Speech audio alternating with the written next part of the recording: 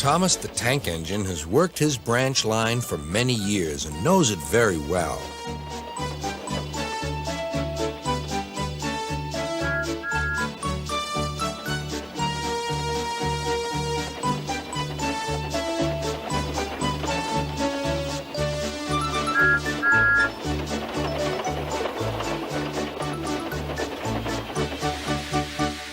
You know just where to stop, Thomas, laughed his driver. You could almost manage it without me. Thomas had become conceited. He didn't realize his driver was joking. Later, he boasted to the others. Driver says I don't need him now.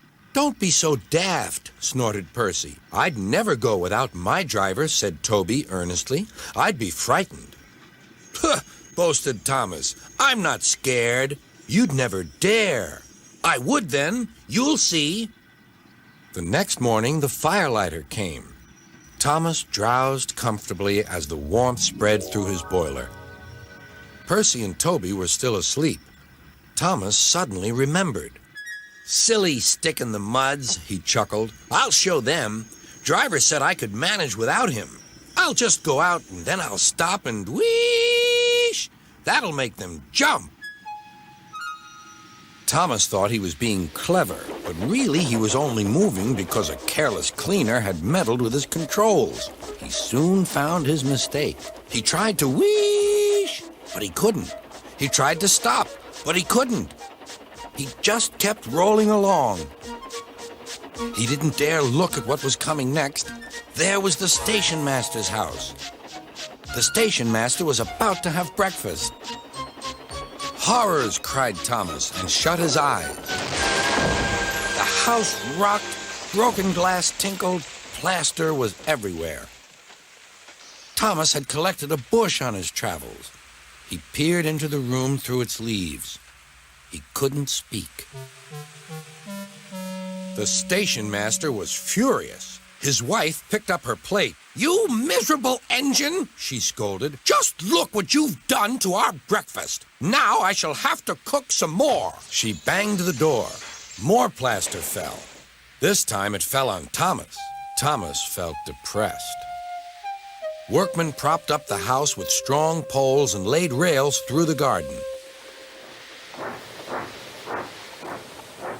Then, the Scottish twin engines Donald and Douglas arrived.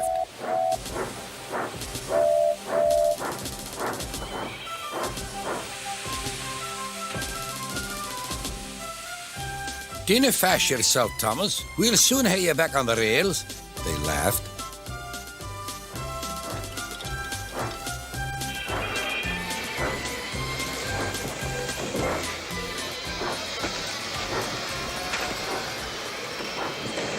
Donald and Douglas, puffing hard, managed to haul Thomas back to safety.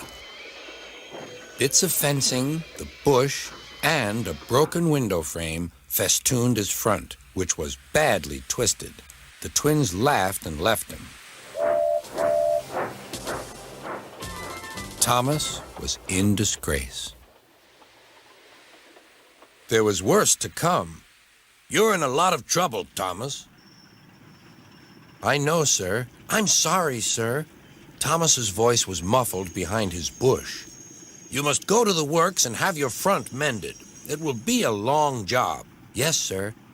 Meanwhile, a diesel rail car will do your work. A diesel, sir? Thomas spluttered. Yes, Thomas. Diesels always stay in their sheds till they are wanted. Diesels never gallivant off to breakfast in station masters' houses.